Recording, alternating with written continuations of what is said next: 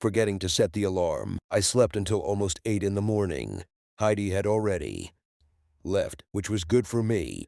I needed to finish searching the house, so I called my boss, Albert Falmouth, CEO of Finco.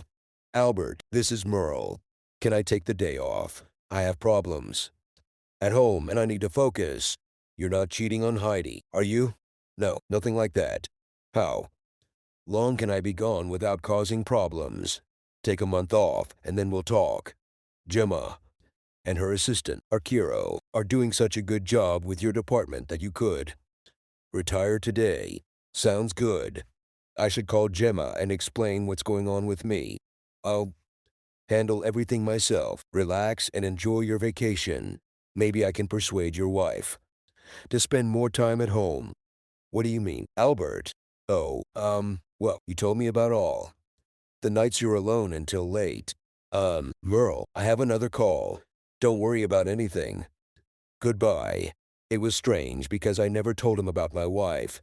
I made myself some muesli and toast and wondered where I should look next: the attic, the spare bedroom, or the garage. I decided to start in the attic because the hatch and ladder were at the end of the hallway. Taking a flashlight from the kitchen drawer, I pulled out the ladder. When I climbed up, I discovered that I could stand right under the ridge of the roof.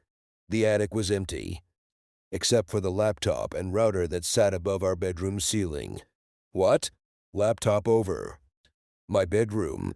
The screen was black, but when I touched the touchpad, a picture of our bedroom appeared on the screen. I looked through the directories and found a 2 terabyte hard drive and a folder called Daily that had one thing 484 MP4 files. I was stunned, and on the other end of the emotional spectrum, I was ready to kill. I opened one file dated Tuesday 3 weeks ago. I was working that day. The camera appeared to be motion triggered as Heidi walked in and out of the room several times, but a time appeared in the corner of the video, showing 2 hours had passed. When the recording resumed, my wife was wearing provocative lingerie that I had never seen before. A man followed her into the room, undressing as he went. I saw that it was my old friend Spencer. When I was able to move again, damn it, I'd needed to breathe first. I closed the video so that the image of our bedroom appeared on the screen again. As soon as I went down into the hallway and closed the attic, I started sobbing. No tears, just hysterical sobbing. 5 minutes later, after a few deep breaths, I went to the spare bedroom. I was now on a mission to find the truth and quickly search the dresser's, bed, and adjacent bathroom. There were some things hanging in the closet, and when I moved them to the right, I saw a board measuring about 60 by 45 centimeters, screwed to the wall with 4 screws, one in each corner. I remembered that I saw a screwdriver on the shelf above me, and I removed all 4 screws.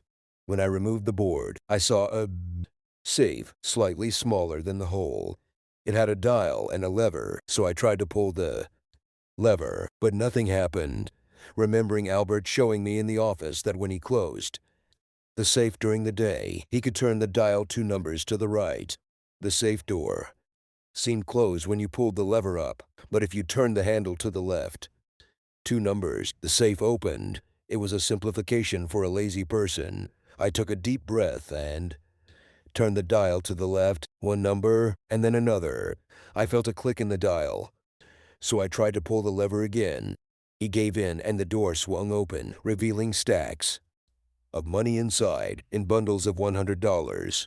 I pulled them all out and counted 19 packs, which totaled $1.19.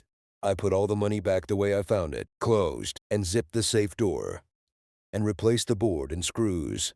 After putting the screwdriver on the shelf and closing the cabinet, it seemed to me that everything looked the same as I found it. I needed to talk to someone who knew about computers and cell phones, but who? Maria 9 is at work. I helped her get a job, green card, and citizenship. Plus, she was my assistant for a year. Opening my little black book where I kept my personal numbers, I found her information and called her. Work phone. It department, Maria 9. How can I help you? Do you want to run away with a 36-year-old man and never work again? Merle, you never call. What do you mean by run away? If I'm with you, I'll leave today. Don't quit just yet. I need to talk to a friend, and I don't have many friends. I'll call Mom, and she'll make dinner for us. You can tell me everything. Oh, Merle, I miss working with you so much. Then why did you ask for a transfer 8 years ago? Not by phone. I'll text you with my new address. I bought a big house when my mom moved here 3 years ago. See you today at 6. Oh, I have another call. It's Jim. See you tonight. I hung up and walked into the bedroom where I noticed a piece of paper on the floor next to Heidi's dresser. It was a note. Dear Merle, I left early to help Meredith with the property auction in Charlotte. We will go there today and stay home tomorrow. I will be later than usual, but I will devote the whole day tomorrow to you. Love you, Heidi. True, it's all yours. Except that I share you with half the city. I took out a yellow pad from my briefcase and made a list of the pros and cons of staying married. I titled one column Stay, I'll forgive her, and the other Go the hell. I then listed the reasons under each column. The result was 2 points in favor of staying and 13 points in favor of leave. Then I made a list of things I needed to do to leave, which took almost an hour. My final list included things I wanted to take with me, and I got through it quickly, with the exception of my clothes and personal belongings. Everything else I planned to take belonged to her. Well, okay, as they say, possession is 9/10 of the law. I made myself a light lunch, a sandwich and chips, and then went to watch TV. Around 2:30, I saw Heidi's BMW drive up to the house as I looked through the large window. She slowed down, probably seeing my car in front of the garage, and then sped up and drove away. On the other side of the driveway, there was someone in the passenger seat who looked like my friend, Spencer. She wrote in the note that she would be in Charlotte with Meredith. Another lie. I set the alarm on my watch and closed my eyes. At 4:30, the alarm rang. I showered, shaved, and dressed in casual clothes, having entered Maria's address into the GPS. I drove to her house without incident and arrived there at 5:50. Her mother met me at the door. She smiled and shook my hand, then bowed as I entered the living room. Sit down, sit down. She then began speaking rapidly in Vietnamese, including repeating one phrase several times. You make a good husband. I asked her in French what I should call her. She replied, Mom. Saved by the door opening, Maria walked in and greeted her mother in Vietnamese. Then, taking a step towards me, she hugged me and kissed me. I carefully took her away and placed her in front of me, examining her from head to toe. She was not a purebred Vietnamese. She was 5'11" tall and had natural full C-cup breasts and very curved hips. She wore a sparkly dress that ended 8 inches above her knees and 3-inch heels. Her eyes were mesmerizing with their jade hue. They had Caucasian eyes and her lips were plump and attractive. You make a good husband.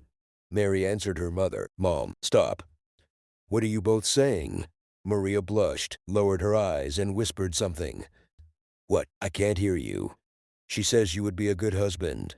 I said, Mom, that's enough. Clever woman. Go eat. You come to eat. Mom smiled, inviting us to the table. I went into her small bathroom and washed my hands, then sat down at their table. Mom kept saying something as if to someone who was listening, while Maria just smiled at me. Dinner consisted of seafood with rice and green tea. When we finished eating, she shooed us upstairs. This was the first time the girl's mother sent me to her daughter's room. We went into the room, and she closed the door, then began to take off her dress. Wait, Maria, let me talk first. And if you still want me, I'll stay here for the night. She nodded, so I told my marriage story. All my wife's dirty secrets, all my plans and needs, and everything I wanted to say. An hour passed, and when I finished telling my story, I extended my hand to her. She melted in my arms, crying and laughing and kissing me. I asked her, why did you transfer? From my assistant to it. I couldn't work with you anymore, and you were happily married. I wanted to jump on you, but it would damage the family's reputation. I thought I would feel some kind of guilt being with another woman. I didn't feel any shame. That evening we made love. As it turned out, I was her first man. I got up, got dressed, and went down to Maria's kitchen. I smelled the coffee brewing and was greeted by her mother. She cooked a huge omelet for me while I checked my phone for missed calls and voicemails. No missed calls, no missed texts, no voice messages. Good morning, Murrow. Maria was in a white robe, which hid everything but did not hide anything. If I didn't have urgent business, I would go back to bed with her. Maria, do you think you can take next week off? Already did. Tommy, who works nights, his wife is due next month, and he needs money. I'll owe him 3 days when their baby is born. Then first of all, follow me to my house, so I can leave my car there. Then to the Apple store for a new iPhone, and then to the used car dealer. Are you ready? The kiss I received confirmed her readiness. I need to get dressed. When I arrived at my house, Heidi's car was not there. I signaled for Maria to come in with me. She was wearing another short, tight dress, and I wanted to stop. Too much to do. Bad Murrow. At the end of the hallway, I pulled out a ladder and climbed up to make sure she hadn't added any more cameras. In the spare room, I opened the safe and saw that she had put in another wad of 100 bills. Buying an iPhone was easy, and buying a big truck was easy too. We went to a used car lot and found a Suburban with 28,000 miles on it. It was equipped with everything necessary and had a towing device. I was about to go into the office when a beautiful, big blonde in a red dress came out. Hi, how can I help you? How much do you want for this? Suburban? I tried to sound simple. $49,795,000 plus tax, plates, title, and handling fee. Do you have trailers? Of course, honey. Follow me. Here it is, honey. 7x14, $4. Let's go inside and talk. When all negotiations were over, I purchased the Suburban and trailer for $58,500 in cash. I agreed to bring the cash receipt by Friday morning. The extra money in the transaction was to make the cashier's check personal upon receipt. This way, you wouldn't have to report Form 8300 to the IRS. Maria took me home, and we promised each other to be together forever. Heidi's car was still missing. After cooking and eating dinner alone, I went to bed. I felt her go to bed around midnight. Waking up at 4 a.m. to the alarm on my watch, I took her phone and went to my home office. I removed the battery and closed its terminals, as Maria showed me. After putting her phone back on the charger, I went back to bed and slept until my second alarm. At 6:30, Heidi was still sleeping. I got up as usual, got ready for work, and made myself a bowl of oatmeal and a cup of coffee in the kitchen when I heard Heidi call me. Merle. Merle. Yes, darling. Thank God you're still here. My phone isn't working. She walked into the kitchen in her robe, shaking her phone and frantically dialing numbers. She handed it to me, and I pretended to care by repeating her actions. It's dead. How about I take it to the Apple store and buy you the latest model? They can transfer all the data from your old phone to the new one via memory cards, and everything will be the same. I'll take the day off and work on it for you. But I need my phone. Can't we put my memory card in your phone? No, honey. I have a Samsung phone. You have an iPhone. You can use my phone today. Today is Thursday, your easiest day of the week, right? Oh, well, yeah, I think that'll do. We exchanged numbers, and she looked like she wanted to cry. Maybe on Sunday we can go somewhere and spend time alone and talk.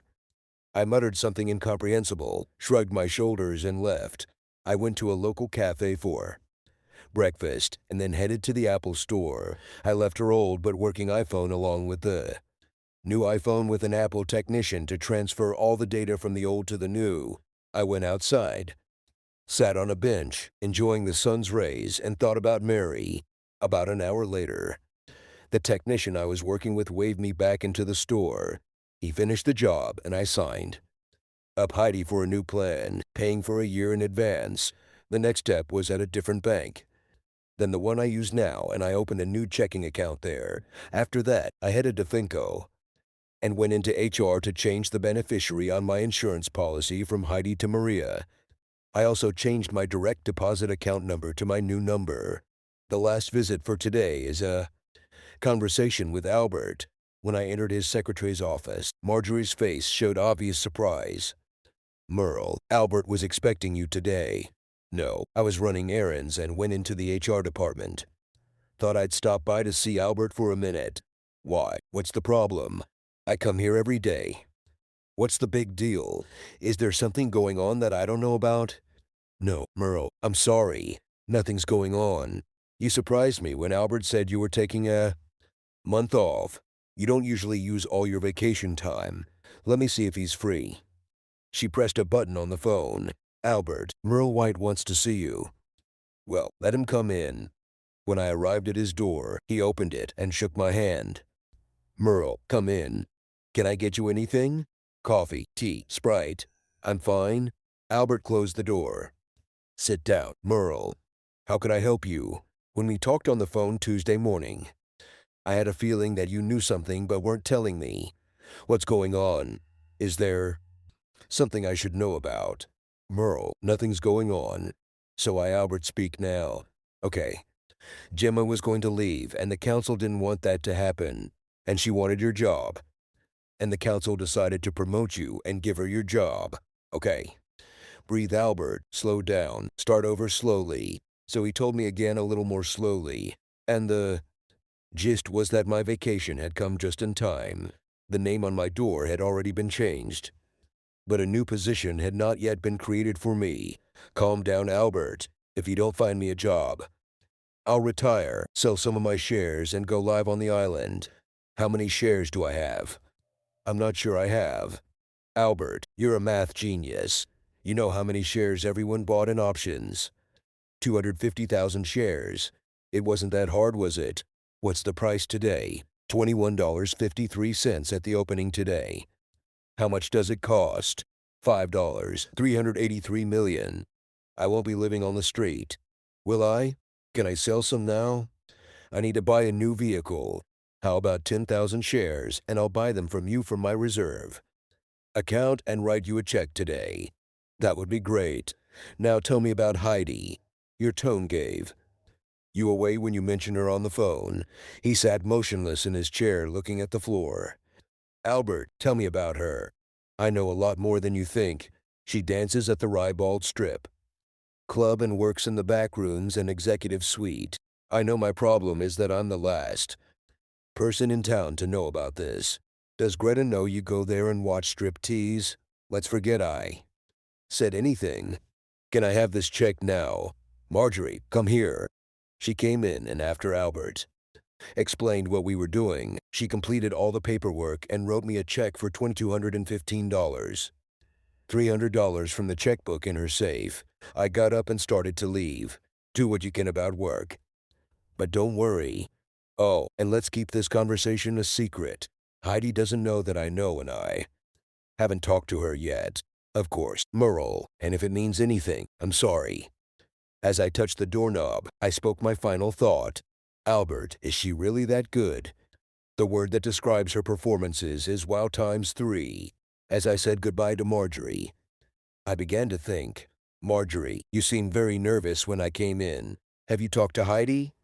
Merle, why would you think that I did that? Thank you. You answered my question. Tell Heidi. I said hi.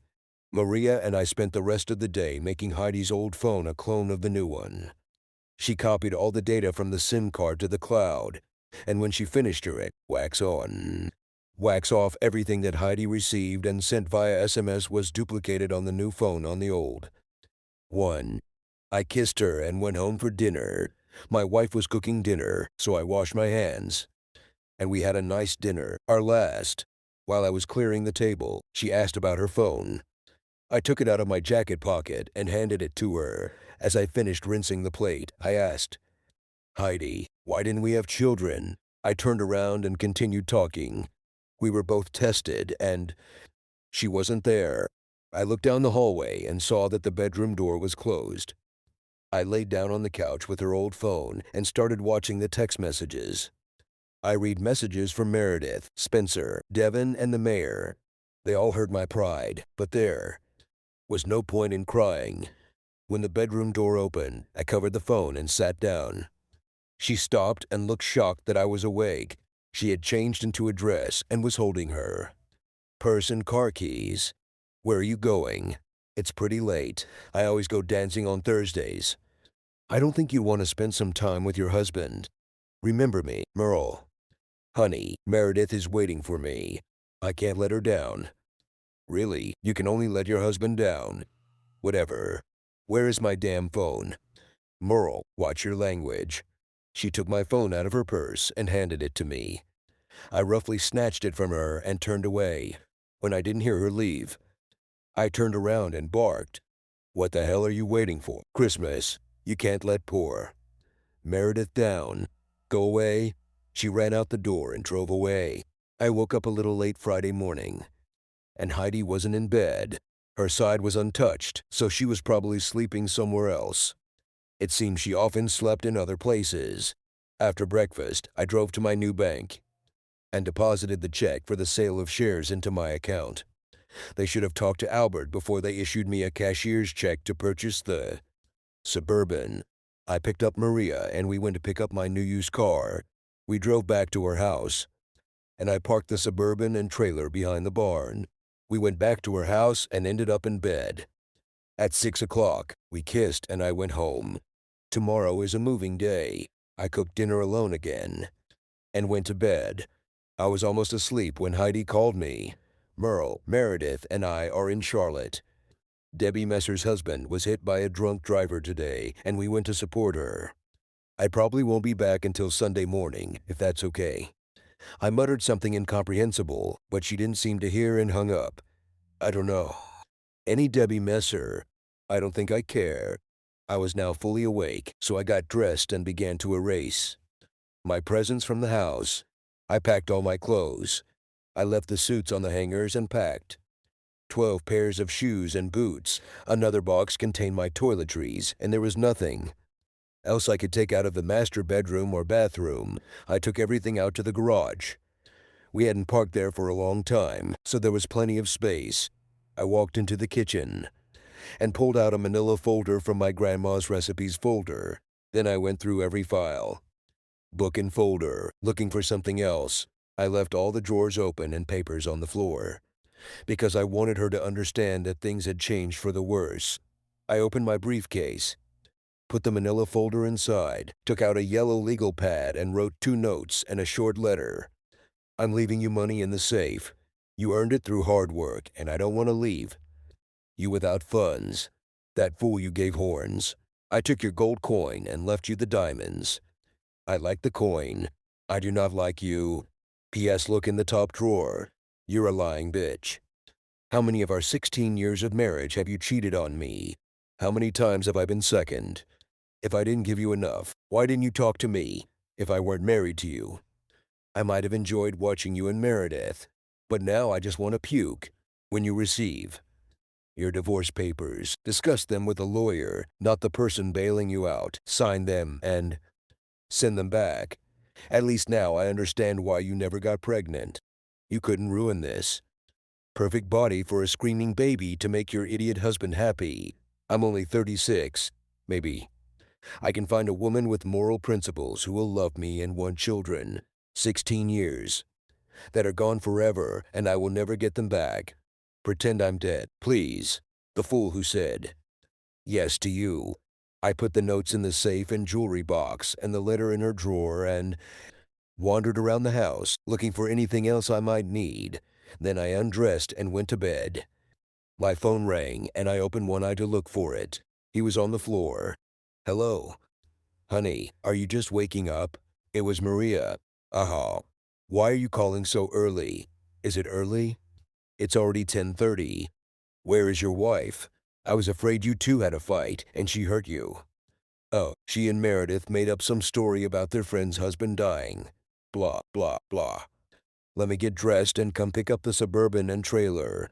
I've got news for you. Bye. Love you, my Maria. It was 12:30 when we arrived back at my house in the Suburban. We loaded all of my clothes into the back seat and cargo area, then piled my suits on top. Maria started asking me about other things I might want to take. photos, memorabilia, Christmas decorations, family Bible, birth certificate, property documents, tax returns. Tax returns. You're a genius. We went to my office and I pulled out the 25x30 CM metal box where I kept all our tax returns, or so I thought. What else, beauty? Laptop in the attic. Oh, shit. Let me take it. You check your closet. She took the hook and lowered the ladder. Got a flashlight. In a drawer in the kitchen next to the refrigerator. I went to the closet and started taking out boxes. Holy saints. How could I forget about this? One of them contained mementos, left to me after the death of my mother and grandmother. Another contained my grandmother's silver cutlery set and her silver tea set. The third box contained 4 silver cups that belonged to my great-grandmother and a soft case containing 8 silver cups. They were old, and I believe they belonged to my great-great-grandmother. I looked around. Maria was still in the attic. I loaded all the silver and a box of personal items into the trailer and locked it. When I returned, Maria was just raising the stairs back. I walked over and kissed her. Wait till you see what I found. Why is it taking so long? Sorry. I wanted to make sure I could bypass any password. She held the laptop in her left hand and pulled out the flash drive from her pocket. She saw the mess in my office and shook her head. Hey, I don't have to clean it up. I kissed her and she said, "You'll keep kissing me when I'm pregnant, right?" "Certainly. That's enough. Let's go and practice." Rather than talk, we got into the car and drove off. When I left with travel, I saw a police car approaching down the street. I parked, jumped out, and waved to them. They stopped and rolled down the passenger window. "Good afternoon, officers." The driver was a blonde sergeant and her partner was a large man. "I'm breaking up with my wife and I made a mess getting my things. She won't be back until tomorrow morning, and I know she'll react badly and probably call the police." It dawned on me that I could have warned you. Is there something? What can I do to prevent her from wasting your time and the department's time? The man pulled out a PDA and asked for my driver's license. I gave it to him and he scanned it. The sergeant looked at the laptop. Her eyes widened and her mouth formed a sad expression. God, I'm the only person in town who didn't know. Tears began to well up in my eyes, and I felt worthless. "Mr. White, we're sorry we can't make a formal report, but we will notify our shift supervisor." "It's okay, sir. You're doing the right thing by leaving. Take care of yourself." We watched them drive away. Then we got back into the car, and I changed gear and headed towards my new home. We didn't talk much on the road. Maria just held my right hand.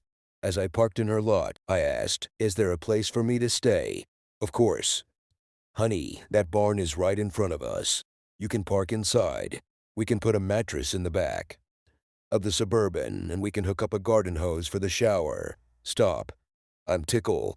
Please. Stop." I tickled her under the arms. "If I sleep there, then so will you." I stopped tickling her.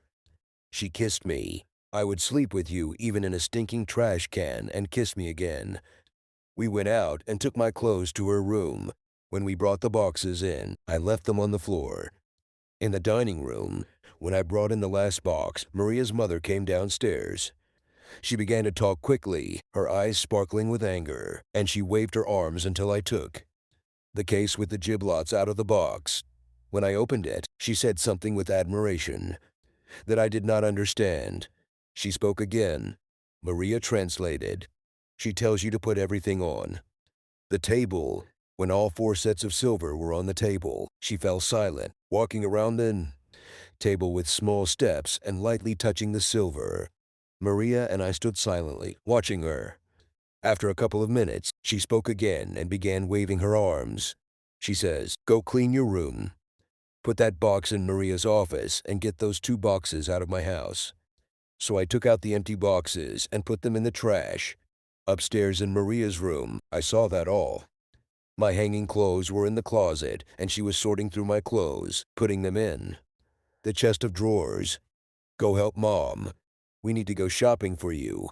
You have no style, no chic. Mom says put away the boxes. Maria says my clothes suck. So after being kicked out of my room, I went to see what Mom was doing. She had a jeweler's loupe and was examining the cutlery. When she saw me watching her, she beckoned me with her hand. Come here. She sighed and said, Where did you get this? Where did I get this? I said, drawing on my French lessons at school. My mother's great-great-grandmother. I hope that means from my great-great-grandmother to my mother. Maria called me again. Merle, I need you. I hesitated and my mother waved me off. Merle, we need to go shopping with you. Your underwear and socks are terrible. Most of your casual clothes are wearable and your suits are well tailored. Good, let it be your way. She grabbed the keys and we drove to Macy's. 3 hours later, I had new boxers, briefs, t-shirts, and socks. I also had 6 pairs of casual pants and several shirts. I took everything into hero or bedroom, and she pushed me away, so I went to look for my mother. Mom screamed. I recognized the word is in her cry. All the silver was still on the dining table, so we ate at the kitchen table. Maria served me a dish of chicken and vegetables with rice. Mom and Maria spoke in loud voices in Vietnamese, which I could not understand. I finished my second batch and put the dishes in the dishwasher. I went into Maria's office and connected the laptop. After turning it on, I noticed that it loaded quickly and did not require a password.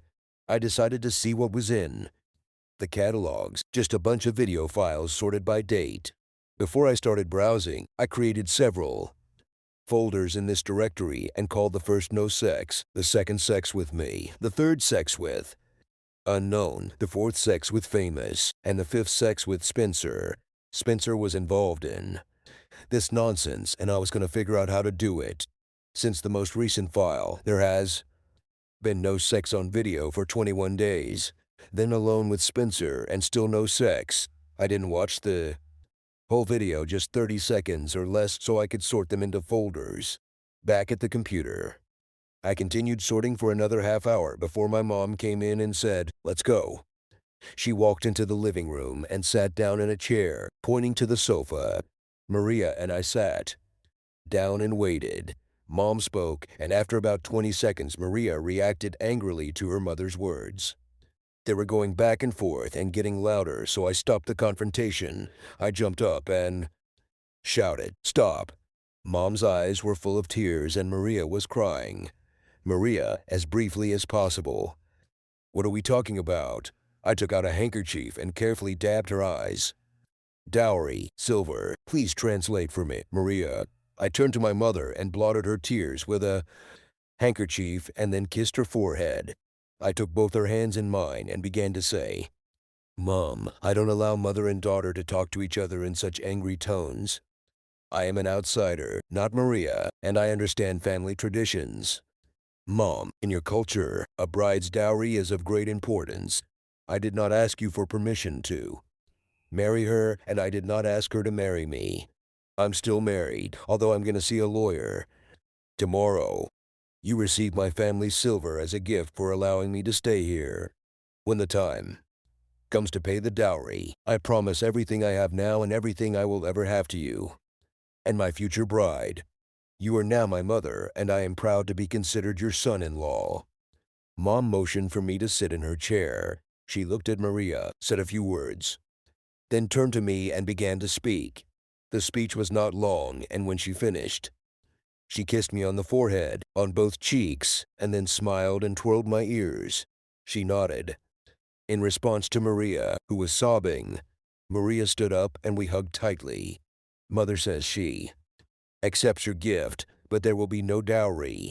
You will marry me and give her many grandchildren. Then she said they'll probably have your big ears. It's time to sleep. I quickly walked towards the stairs. Maria woke me up with a kiss. I'm going to work. I'll be home around 6. Don't worry while I'm gone. I went down to the kitchen and my mom made me breakfast. Vietnamese scrambled eggs. After getting myself in order, I called the law firm that had worked for my father and 3 other generations of the White family. After I was put on hold for a few minutes, my father's last lawyer answered the phone. Merle White, how are you feeling, son? Okay. Well, maybe not so good, Mr. Greenfield. Lee Merle, call me Lee, son.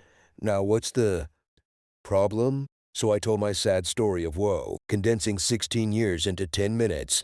I'm in court this afternoon, and all day tomorrow. We can meet at my office in Charlotte at 9 o'clock, Wednesday.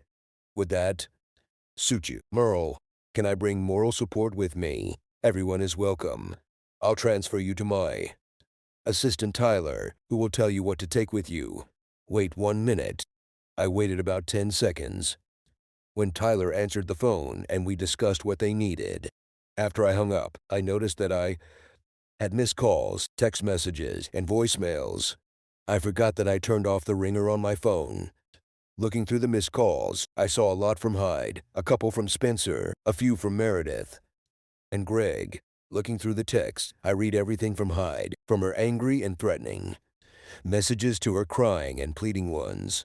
Spencer's only message was threatening, and Meredith's was begging me to talk to Hyde. My voicemails were a mirror image of my messages, except for one from Albert, where he asked about the hornet's nest that I had knocked over. I started sorting through the video files, although most of them did not contain sex scenes. Mom interrupted me for lunch at 1, so I followed her into the kitchen. After eating a delicious fish sandwich, I spoke to her in my rusty French, and I think I asked why silver made her feel so much. She answered in broken French, and I think she told me about the NBA officer who killed both sets of her grandparents because they had the silver he wanted. I hugged her and asked if I could hug her. She laughed and said sure, but she would prefer that I come into her bedroom and put her to bed. I think she was joking. Returning to my laptop, I was surprised to see someone I knew in the video. Greg Dolly. I created a new folder with his name and put the video file there. Shortly after, another familiar guest appeared on the video, Archero, Gemma's assistant, who replaced me at Finco. He was single, but I could get him fired. Continuing my search for the truth, I discovered a file dated 3 days earlier than the video of Archero, which showed my replacement, Gemma, in bed with Heidi. This didn't surprise me. She might have joined Archero in line to be fired if Albert hadn't shown up in one of those videos. I worked until Maria came and pulled me out of the office. Over dinner, she said that she had spoken to her boss and told him to find her a replacement because she wanted to try new challenges like diapers and breastfeeding. Slap. NCIS Gibbs punched right in the back of the head. Maria woke me up on a sunny morning when she was getting ready for work, and I went down to the kitchen. Mom cooked well-cooked eggs and meat pies with soy sauce. I asked her how certain foods, such as eggs and bread, are translated. I may never speak Vietnamese, but maybe I can understand. I've looked at 750 files looking and sorting today, leaving 738 to look at and sort. Then I can begin to take revenge. I found everything Tyler asked for and placed a new checkbook on top. When Maria returned home, I asked if her mother would go with me to the lawyer. She asked her mother, and her mother answered something. She wants to know why, if she doesn't understand English well. It's not what she hears, but what her eyes see. I trust her feelings. Mom nodded as Maria translated my words. My mom and I left at 6 a.m. and stopped in Gastonia for breakfast at a Vietnamese restaurant, arriving 10 minutes early at the law firm. I spent most of that time parking. At 902 we greeted Lee's secretary and were immediately shown to his office. Merle, long time no see.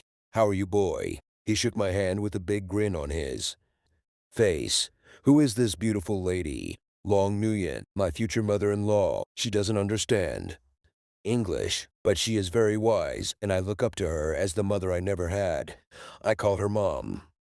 Yili surprised me by greeting my mother in Vietnamese. They chatted for a few minutes, and a smile appeared on her face as we sat down. I was appointed interpreter when I landed in Da Nang, and after completing my service, I stayed with her for 40-odd years.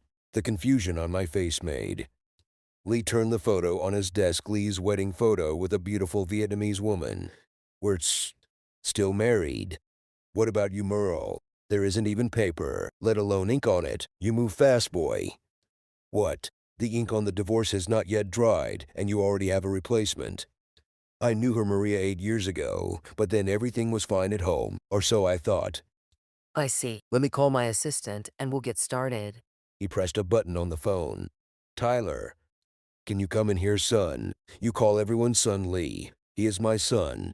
I have 2 sons and 1 daughter because of whose wedding I am still working at 69. Oh, I said embarrassed, and then, finally understanding his last sentence, Tyler walked in and had the same big smile and round head as Lee. We spent over an hour going through the documents I brought, discussing the terms I wanted and answering questions. Right before we left the office, I had an oh yeah moment. Lee, I just remembered the manager at Rybald registered it as an LLC customer Perquisites LLC. Lee made a note and said, okay, it may not matter, but it's good to know. As we headed home, I felt good about the new path in life I had embarked on. On Thursday and Friday, I looked at and sorted MP for files. One more day and I can move on to the second stage revenge on my enemies. When Maria returned on Friday evening, I knew she had good news. Guess what? You are pregnant. Perhaps silly. They almost hired my replacement.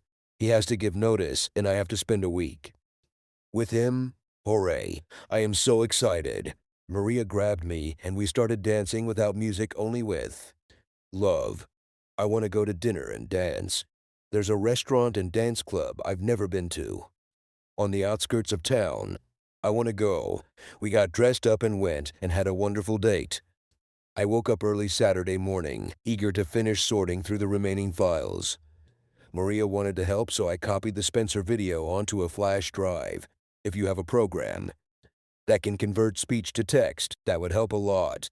While she worked on her desktop computer, I continued working on my laptop. After lunch, we continued working and I finished at 4.15. Merle, I have 6 of the 20 transcribed and printed out.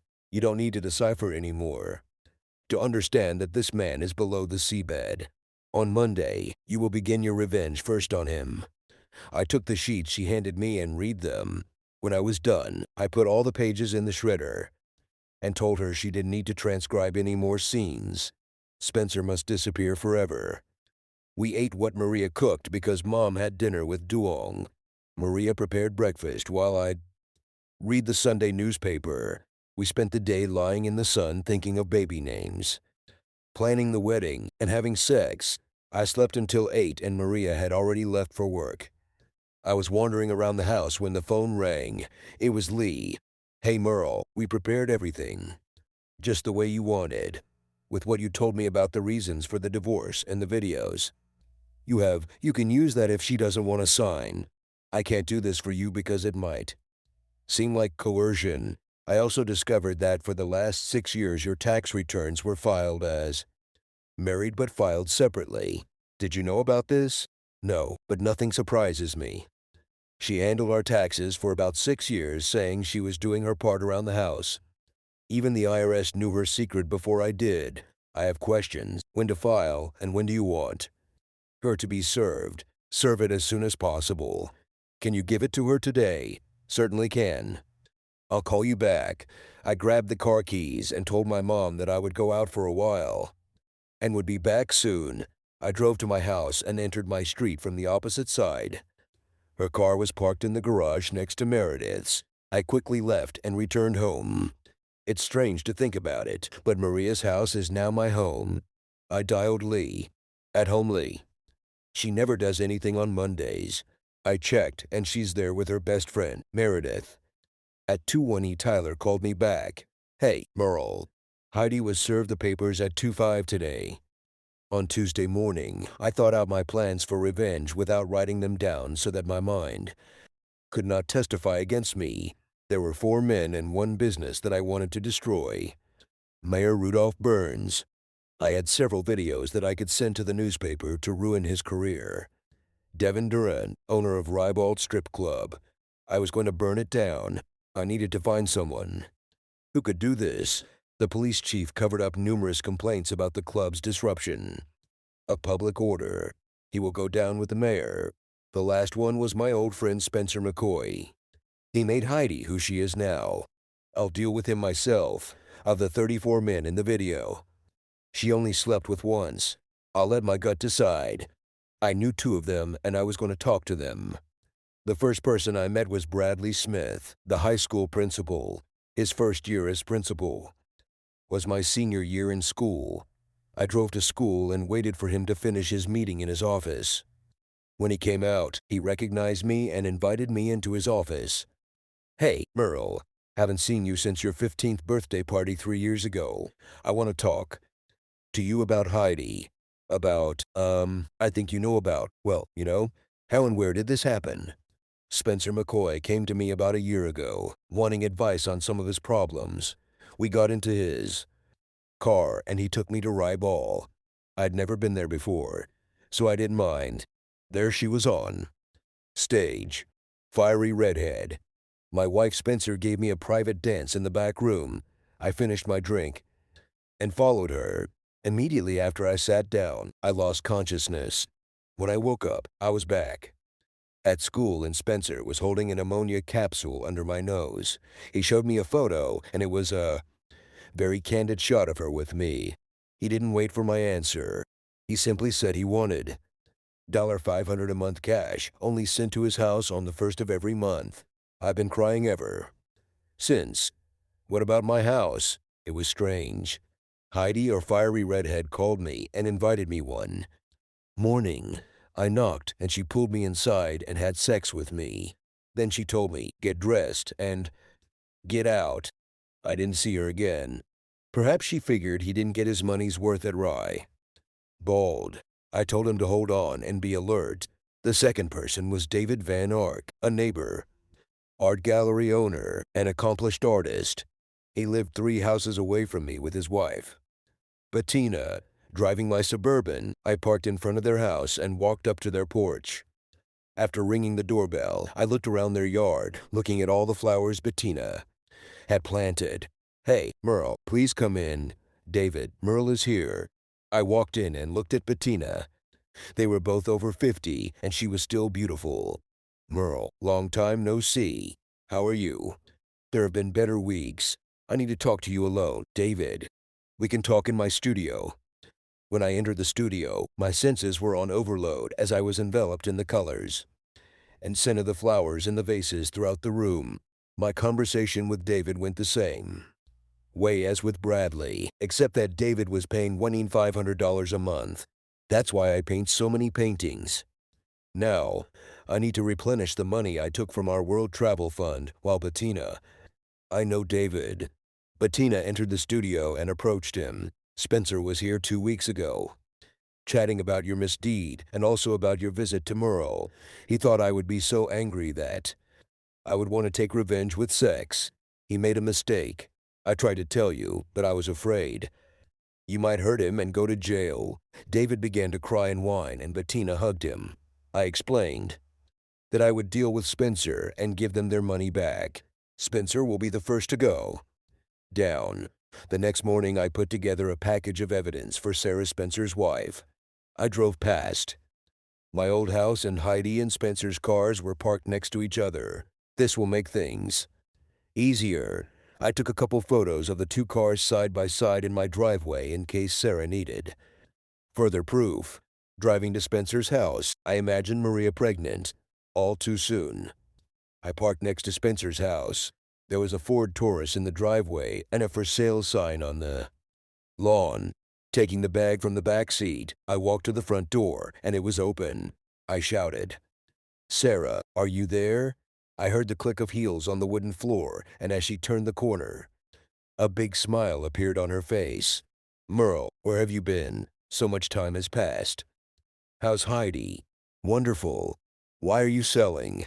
"Spencer didn't tell me anything about moving. He bought a new house in Thousand Oaks and paid cash, even put it in my name. All the bonuses he received and some of the investments he made brought in great returns. I need to talk to you. Spencer is in big trouble." I sat Sarah down and briefly told her my sad story. When she said his computer was still in the house, I played one MP4 file showing him and Heidi in my bed, and after sex they were saying nasty things about Sarah and me. I showed her some photos of him and Heidi. I explained about his extortion schemes and the money he earned. Sarah looked sad, but didn't cry. I have long suspected that he was cheating on me. Can I take the CD and photos? For my lawyer? Yes, but wait a few months to file for divorce. He got involved with some really bad people, and I'm not sure he'll survive. Since he gave you a house, change the locks, and if you need money, don't be bold. You and I are the real victims of this Greek tragedy. I'm rich because of the stocks I bought at work, so if I help you, I'll be hurting Spencer. What about Heidi? Will you try to save the marriage? I may forgive her someday, but I will never be able to love her again unless there is divine intervention. I've reconnected with someone from my past, and I'm head over heels in love with her. Now, Sarah, can I take his safe and computer? His CD and photographs are in the safe and on the computer. Take them away. I'll go home. I took 2 business cards from my wallet, one for the locksmith, the other mine. I handed them to her. Call this guy. He's honest and reliable, and he owes me. Say my name. I'm serious. Call me if you need anything. I kissed her forehead. As she pulled out of the driveway, I dialed Maria's number. Maria, you said that you have a brother in the city. I need a little strength to move the safe. I'll call him and give him your number. While I waited, I took Heidi's old phone and looked at her messages. I watched the last one from Spencer. Baby, I'm coming and we're gonna spend all day and all night catching up. What a man. My phone rang. Hello. My sister said you need help. I have a safe that needs to be loaded into my trailer. I gave him the address and the dimensions of the safe. Someone will be there in 45 minutes. I'll be waiting. We disconnected. 35 minutes later, a van arrived. 2 men came out with a cart. They loaded the safe onto my trailer and told me to call when I unloaded it. I grabbed the computer unit and drove home in my cool Suburban. The man was waiting for me at Maria's barn and introduced himself as her brother Duong. After we unloaded the safe in Maria's barn, I covered it with a tarp. I asked Duong, hypothetically, if he knew anyone who could make the body disappear and if he knew where to get a clean pistol with a silencer. He said he would get back to me with an answer. I returned to the barn and examined the safe. People are so stupid. Spencer taped the scrap of paper with the combination to the back of the safe. Upon opening the safe, I found additional photographs and CDS personal papers, a will and a stack of cash, $1.96, 541,000. I left the money and burned the photos in CDS. I packed my personal papers too. Give to Sarah. My phone rang. It was Duong saying, "Can this happen tonight?" Yes, he gave me the address. Told me to drive my own car, not the Suburban, and take $20,000 with me. I told my mom I was leaving and took $20,000 of Spencer's money with me. I drove to the address they gave me, which turned out to be a shopping center parking lot. I parked and the van parked next to my passenger door. Duong got into my car with a pack in his hands. This is what you asked for. He handed me a packet and a piece of paper. I gave him 2 stacks of $100 bills wrapped in newspaper. Followed the instructions exactly. He got out and the van drove off. I read the instructions and drove to Spencer's house. When I was almost there, I called Spencer, hoping he was busy with something. Spencer, I'm at your house. There are 3 guys in your driveway with a truck, and they're trying to load your safe into the truck. Stop them. How? It's 3 to 1. Okay, I'll be there soon. I parked in his driveway and turned around, pointing my car west on the road out of town. 15 minutes later, his car screeched around the corner and slid into his driveway. He got out, and I yelled at him to get in my car. They just left. Sit down. The safe was gone. He believed me and got into my car. I drove quickly and followed the road out of town. As I drove to my destination, Spencer continually complained, cursed people, and grumbled about how unfair life was. When I stopped 100 feet from the dump, he fell silent. That was the writing on the truck. That took your safe. Drive through the gate. I need this safe. So I pulled in and drove around until I found the lane I was supposed to be on, marked with a sign that said, "Confession is good for the soul." I drove along this lane until I reached an opening with a crane overhead and parked. As soon as he asked, "Is this my safe?" I walked out, closed the door, and leaned out the open window, holding a .22 pistol with a silencer in my hand. He didn't even notice that I had a vinyl glove on my right hand. The shock on his face said it all. "Spencer, I ask questions and you answer. Just, you mess with me and you'll get hurt. Not if you understand." His head jerked, but when I moved my right hand, his head nodded more vigorously. "Fine. Now you installed a laptop above my bedroom, ceiling with a camera and the smoke detector. Yes, but..." "No buts. Did you blackmail Heidi by threatening to tell me about her actions? If she didn't sleep with you, yes or no?" He sighed and lowered his head. "Yes." "How many people are you blackmailing for their sexual misdeeds that you caused?" "About 60. Does Sarah know?" "No, please don't tell her." "Last question. Why do you hate me so much? She's too good for you. Merle, you don't appreciate her and you don't. I killed him." I walked to the exit of the landfill where Duong picked me up and took me home. He stayed for dinner, and we had a great time eating and talking. As he was leaving, he stopped and looked at the silver. "Did you give all this to Mom?" I nodded. He smiled. "That night I confessed everything to Maria and begged her for forgiveness. Merle, we Vietnamese think about killing differently than white Americans. When a person deserves to die and dies, we don't care how it happened. Understand?" I transcribed 6 scenes of conversation between Heidi and Spencer, and he was an evil and disgusting man who deserved to die. Lee called me early in the morning. "Hey, hi buddy." "Good morning. Your wife will sign the papers today if you talk to her." "What does it mean?" "Signing it means that after submitting the documents, you will be free in 90 days.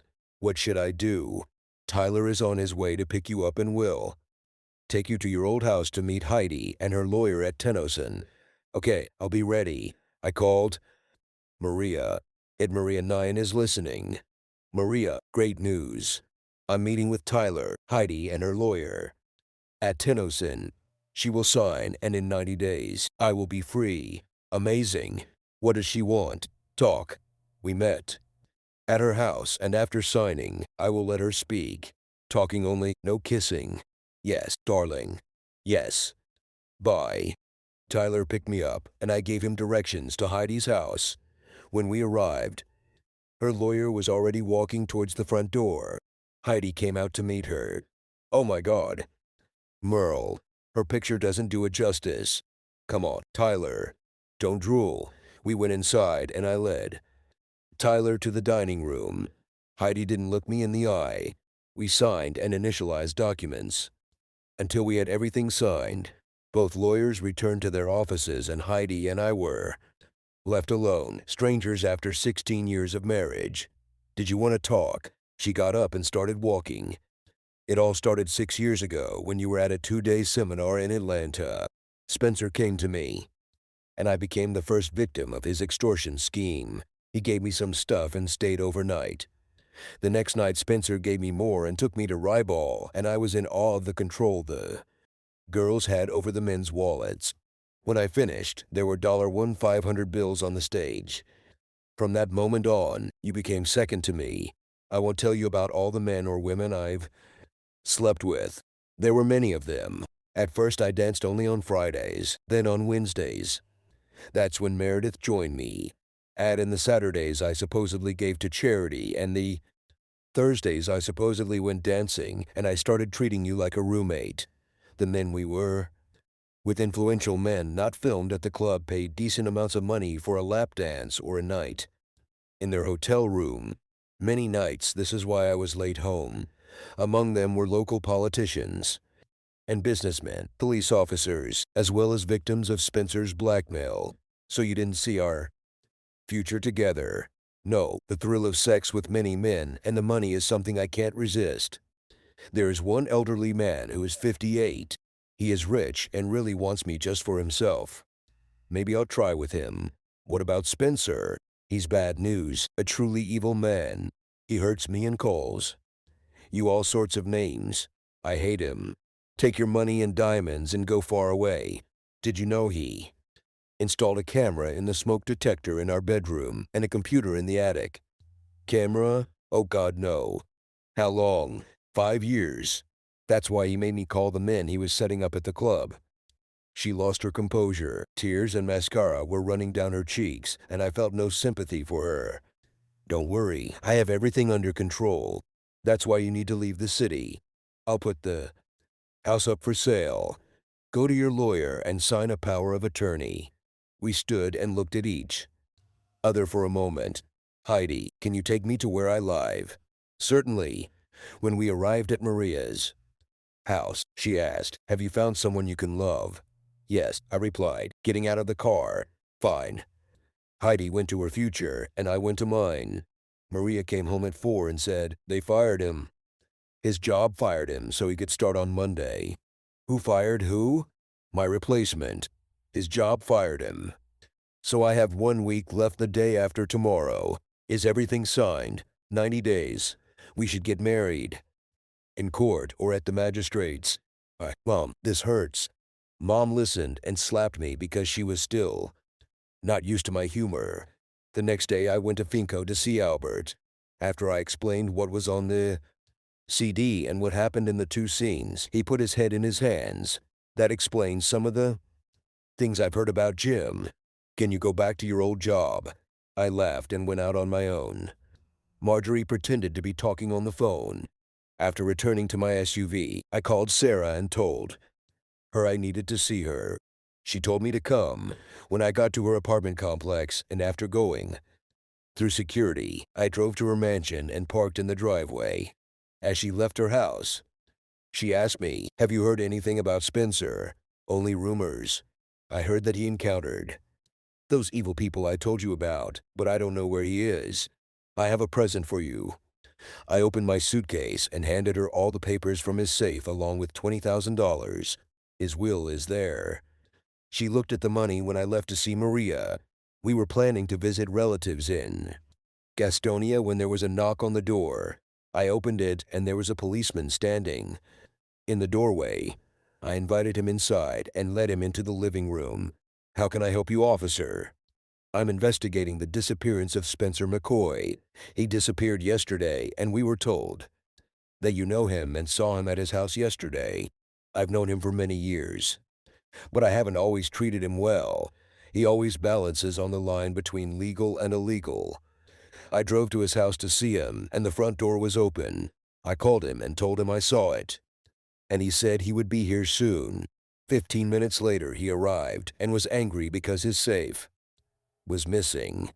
There was a piece of paper on the table by the door, and when he read it, his mood changed from anger to fear. He asked me to give him a ride, and I agreed. I drove him west out of town and dropped him off at a bus stop. He said someone would pick him up, but I had to leave quickly. He added that these are evil people whom I don't want to know. That's why I left. If I have more questions, can I come again? Of course, officer. When he left, Mom and Maria hugged me from both sides. We went to Gastonia and I had a great time, watching Maria fight off all the single women trying to get between us. She wasn't the only one who returned home with a handprint on her cheek. On Sunday morning, as I got out of bed, I asked Maria, can we go on a long vacation next week? I need some time. Too much stress. Oops. Mom entered without knocking and quickly left, closing the door and muttering something. Mom was quiet Monday morning as I showed her how to make French toast just the way I like it. They were so delicious that she ate mine, so I had to make more. I picked up the newspaper, and on the front page, there was an article about the mayor, the scandal, and the secret wife and children. Yes, I would like to go on vacation right now.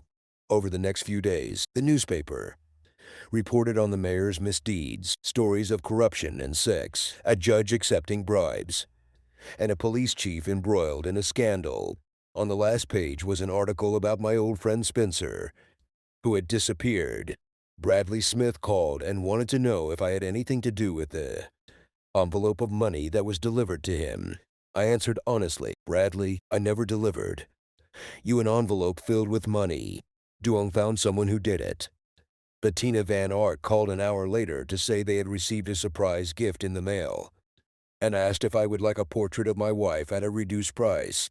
I replied, "Can I come back to you in 8 months?" Police raided Rybald, and the bad publicity hit the business hard. One day there was a fire there, and it was obvious that it was arson. The fire inspector blamed Devin Durand, who was the owner, manager, and insurance holder. The insurance company refused to pay the insurance, and Durand was arrested. The mayor resigned and disappeared. Speculation in the newspaper was that he knew too much to be left alive.